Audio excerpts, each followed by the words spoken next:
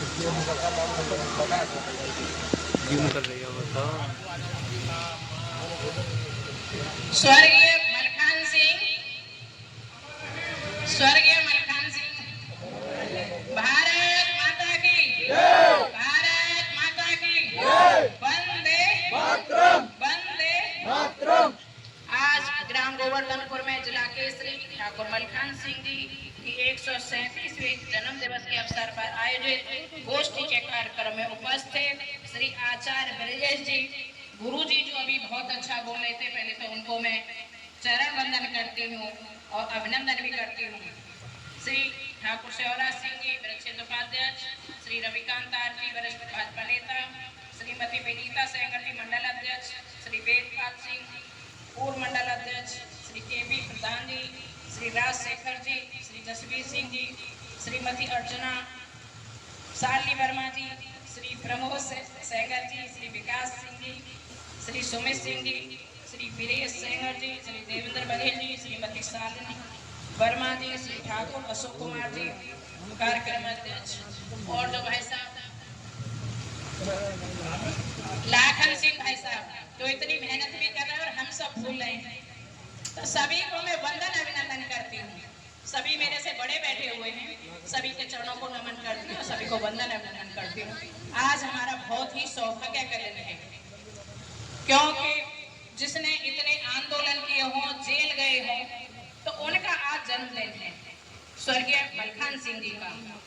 तो 2-3 बार से तो मुझे लग रहा है कि वहां पर मलखान सिंह हॉस्पिटल में उनकी जन्म जयंती मनाई जाती थी, मगर हमारे क्या संस्कार है और क्या सभ्यता है, क्योंकि यहाँ से हसौना जगमोहनपुर के थे, तो उनकी पहचान कहाँ से थी? हमारे गांव से होती है हमारी पहचान। गांव से होती है कि नहीं, आप ही बताइए। उन्होंने तो मलखान सिंह हॉस्पिटल बनवाया था, और पहचान कहाँ से? हसौना जगमोहनपुर से। तो आज हमारा भी सौभाग्य है कि हम सभी यहाँ पर एकत्रित हुए और उनको हमने याद किया, जिन्होंने देश के लिए उतना काम किया। और वैसे भी कितने सारे मलखान सिंह हॉस्पिटल भी है, ऐसा कौन सी जगह है जो मलखान सिंह का नाम नहीं लिया जाता है। मगर यही एक ऐसी सरकारें चली कि हम ठाकुरों को जो अच्छे काम किए उनको भूलते जा रहे हैं। हमने अपने संस्कार नहीं भूलने चाहिए, अपना गांव नहीं भूलना चाहिए, अपना देश नहीं भूलना चाहिए, अपनी भाषा नहीं भूलनी चाहिए। इसी के लिए हमारी बहन जी को बहुत बहुत धन्यवाद देती हूँ कि ये विदेशों में भी प्रचार कर रही है, क्योंकि हमारी राष्ट्रभाषा क्या है? हमारी राष्ट्रभाषा हिंदी है। अगर हम अपने माता पिता को भूल गए, अपने गांव को भूल गए, अपने राष्ट्र को भूल गए, और तो हम अपने जिले को भूल गए, तो हम आगे नहीं बढ़ सकते। बड़ी बड़ी बातें ही कर सकते हैं, हमारी पहचान गांव से ही, अपने देश से है। और हमारी पहचान कहाँ से है कि हम कहाँ से आते हैं? यूपी से आते हैं। अब यूपी की सरकार में देखा अब कितना सुरक्षा चल रही है, तो वो किसकी देन है? योगी जी कौन है? वो भी ठाकुर हैं। और बलवंत सिंह थे, वो भी ठाकुर थे, उन्होंने भी शिक्षा को बहुत आगे बढ़ाया। और ऐसे ही हमारे मलखान सिंह है, शिक्षा संस्कार बढ़ाने वाले।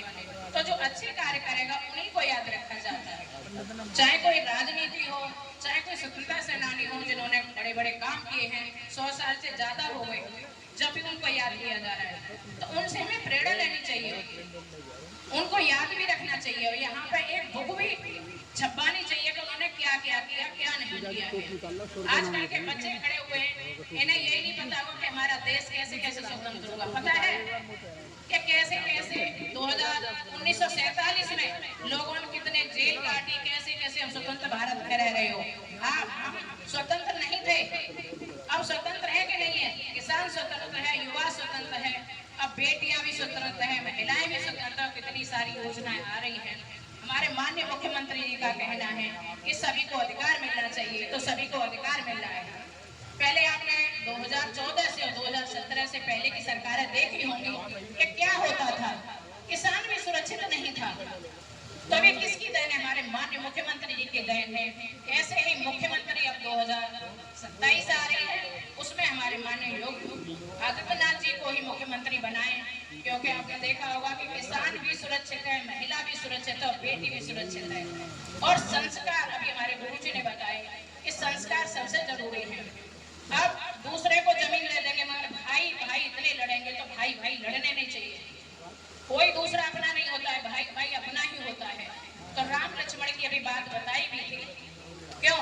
तो लक्ष्मण जी ने अपनी चरण पादुका से अपने उसको चलाया था, अयोध्या को चलाया था। तो ऐसे ही हमें बड़े भाइयों का सम्मान करना चाहिए, लड़ना नहीं चाहिए।